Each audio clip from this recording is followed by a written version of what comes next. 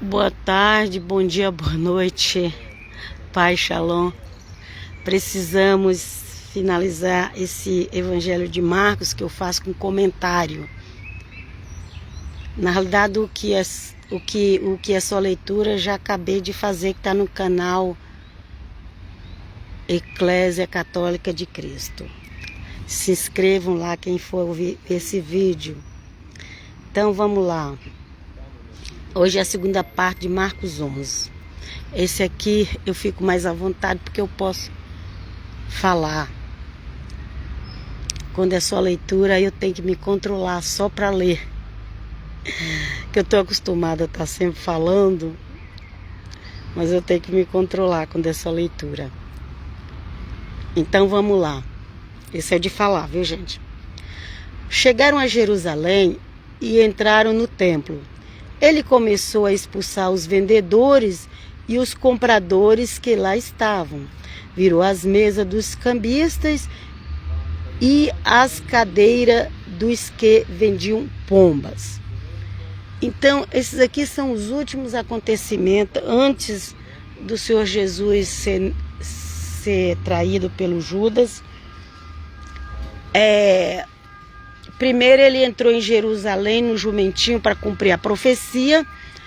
E agora ele volta em Jerusalém para demonstrar que aquele povo estava fazendo da casa de Deus comércio. Como hoje também, viu, gente?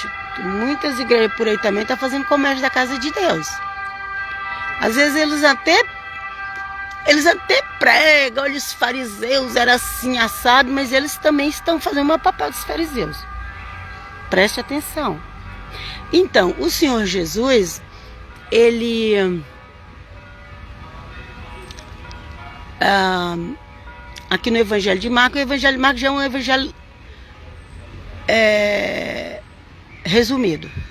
O Evangelho de Marcos já é um evangelho resumido.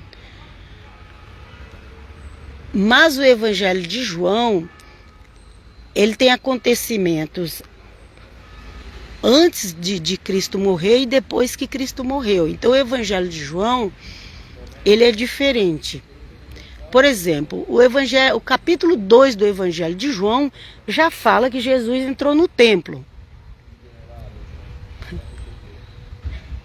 O capítulo 2 já fala que Jesus, já fala do casamento e já fala que Jesus entrou no templo, porque o Evangelho de João foi escrito de uma forma diferente, ok? Mas aqui é no 11. Você vai ver lá no Evangelho de Mateus, de Lucas, tá mais para os finais dos Evangelhos. Então eles não estavam naquela preocupação de colocar na ordem dos acontecimentos. Okay? Não se prende a esse negócio, um dia aconteceu isso, outro dia aconteceu aquilo. Nós só temos o que veio para o Evangelho. Teve muitas coisas que não veio para o Evangelho que nós não sabemos, ok? Então, vamos continuar a leitura aqui. Chegaram a Jerusalém e entraram no templo. Ele começou a expulsar os vendedores e os compradores que lá estavam. Virou as mesas dos cambistas e as cadeiras dos que vendiam pombas. Então, realmente tinha virado um comércio. Tinha um pátio lá que era o pátio do comércio. O templo era muito grande, muito mesmo. Então, lá tinha vendedores e compradores. Aqui fala que tinha vendedores e compradores. Uns levavam os animais para vender, para oferecer sacrifício, e outros compravam. Mas tinha também os cambistas. Cambista, casa de câmbio. Quem já ouviu falar de uma casa de câmbio? É onde você vai trocar a moeda. Então, quando eu vim aqui para a Itália, eu tive que ir lá no shopping da minha cidade de São Paulo, trocar real por euro, né? Que a gente não pode viajar sem nada. Agora ali no templo tinha uma moeda própria do templo. Então, qualquer povo da circunvizinhança ali tinha que chegar no templo e trocar a moeda que era usada lá fora pela moeda que era usada no templo. Então, eram os cambistas. E você sabe que toda pessoa que faz câmbio, que faz troca, também ela ganha alguma coisa, ela ganha uma porcentagem em cima disso, ok? Então tinha ali os que ganhavam dinheiro fazendo o câmbio da moeda. Também. Então ali eles aqui fala que vendiam pombas, né? Tinha muitas pombas presas ali. Por quê? Porque a pomba era o sacrifício que o pobre ofertava a Deus.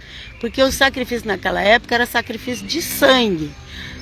Ante Cristo, o Senhor Jesus derramou seu sangue por nós. Por isso que nós não oferecemos sacrifício de sangue. Ok? Então aqueles que eram mais pobres, eles ofertavam as pombas. E tinha muitas pombas ali que o povo vendia. E aqui fala que ele derrubou a mesa dos cambistas, dos que trocavam o dinheiro, as mesas e as cadeiras onde sentavam, e também ele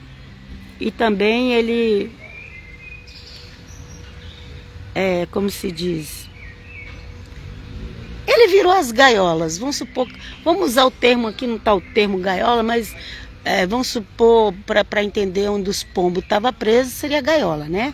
Então ele virou as gaiolas abriram, os pombos fugiram, ok?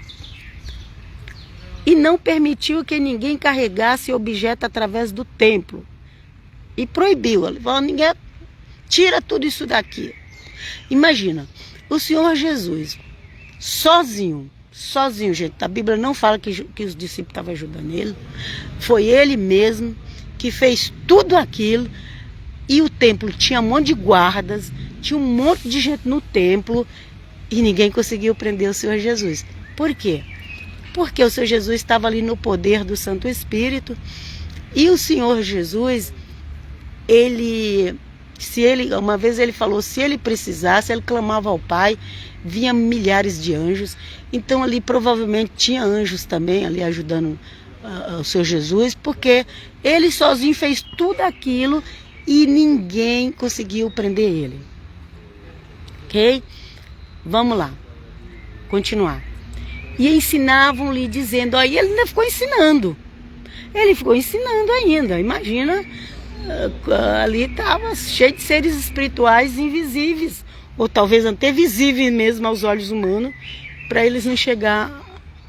Não eram os discípulos, não, gente. Os discípulos eram tudo medroso. Vai ver a história do gentil, dos discípulos de Cristo, que eles eram tudo medrosos.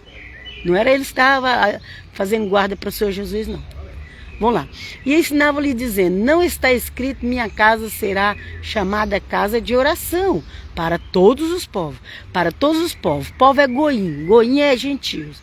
Então ele estava falando aqui. Não é só para... Como se ele falasse assim, não é só para vocês. É para os outros povos também. É para os goins também. Povo, nação, goim. Tem o mesmo significado, ok? Vós, porém, fizeste dela um covil de ladrões. Ladrões. Não é só com uma arma que se rouba, ok? Não é só dessa forma. Vamos continuar. Os chefes dos sacerdotes e os escribas ouviram isso e procuravam como matariam.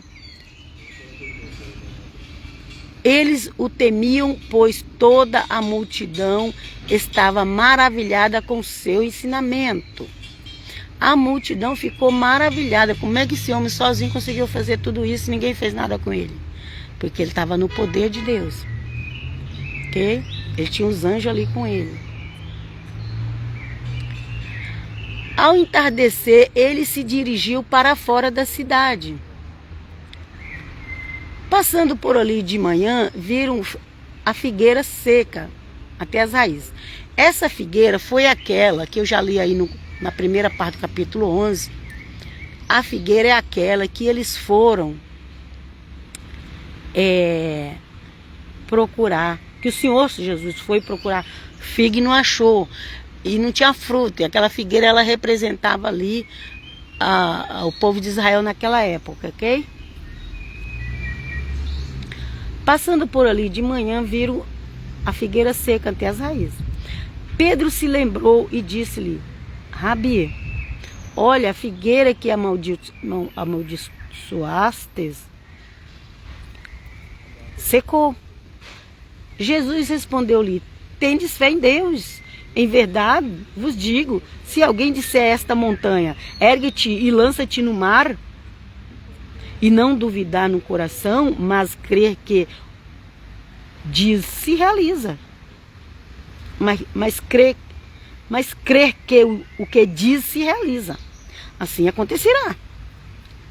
Por isso vos digo, tudo quanto suplicardes e pedirdes, credes que recebeste, e assim será para vós. E quando estiverdes orando, se tiverdes alguma coisa contra alguém, perdoa-lhes, para que também o vosso Pai que estás nos céus vos perdoe as vossas ofensas. Foram de novo a Jerusalém, e enquanto ele circulava no templo, aproximaram-se os chefes dos sacerdotes, os escribas e os anciões. Agora o povo apareceu. Quando o Senhor Jesus volta de novo no templo, o povo estava tudo lá. Com certeza com muitos guardas. E lhe perguntavam: com que autoridade faz estas coisas? Ou quem te concedeu esta autoridade para fazê-las? Jesus respondeu: eu vou propor-vos uma questão. Respondei-me e eu vos direi com que autoridade faço essas coisas. Okay? O Senhor Jesus não ia respondendo tudo que as pessoas perguntavam. Não. O Senhor Jesus era...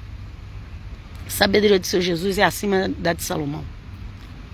O batismo de João... Aí o Senhor Jesus fez essa pergunta para eles. O batismo de João era do céu ou dos homens? Do céu, tipo, era de Deus. Era de Adonai, era de Hashem, ok? Responde-me. E eles arrazoavam, eles discutiam uns com os outros. E eles pensavam: bom, se a gente falar que é de Deus, que é do céu, que é de Hashem, eles vão dizer por que a gente não creu em João. Porque o povo creu em João, mas os líderes religiosos não. Pois é. Ele vai dizer por que a gente não creu em João. E se a gente falar... Se a gente falar que é do céu, se a gente falar que é de Hashem, que vem do eterno, eles vão dizer, por que vocês não creram? Mas se respondemos dos homens, mas se também falar que era só coisa da terra, coisa dos homens, a multidão tá aí toda que ama João e ia começar a xingar aqueles sacerdotes, porque o povo não tinha medo de guerra não, viu? O povo daquela época não tinha medo de guerra, aliás, até hoje. Aquele povo lá do Oriente não tem medo de guerra. Vamos lá. Eles arrazoavam uns com os outros, dizendo: se respondemos do céu, ele dirá: por que então não crestes nele? Então, se falar que é do céu, vai porque a gente não crê. Se falar que é do eterno, vai dizer porque a gente não creu. E se a gente falar que é da terra, que é dos homens, essa multidão aí vai cair em cima de nós. Então o que eles fizeram? Temia a multidão, pois todos pensavam que João era de fato um profeta. Na realidade, João era um profeta, mas ele não se declarou profeta igual os outros. Porque ele foi o maior profeta, porque ele antecedeu o Messias de Nazaré. O Messias de Nazaré é a pessoa mais importante que tem no meio do povo judeu. Mesmo que eles não creiam, isso daí não vai mudar nada. O Senhor Jesus vai continuar sendo o mais importante, ok? E diante disso responderam a Jesus. Quem? Aqueles sacerdotes, os escribas, toda aquela turma que estava ali, querendo que o Senhor Jesus desse uma explicação do que o Senhor Jesus fez. Ok? Ali eles deviam estar doidos para pegar um pescoço do Senhor Jesus, mas eles estavam se controlando e fizeram essa pergunta. Algum temor eles tinham. Alguma coisa eles perceberam que não era normal. Bom, diante disso responderam a Jesus: não sabemos. Jesus então lhe diz: nem eu vos digo com que autoridade faço essas coisas, ok? Então, nós não precisamos dar satisfação para todo mundo. Às vezes tem coisa que eu nem respondo na internet. Às vezes tem pessoas que elas insultam a gente. Mas tem pessoas que que a gente ainda responde, mas tem outras pessoas que nem vale a pena responder, gente. Nem vale a pena. Nem vale a pena.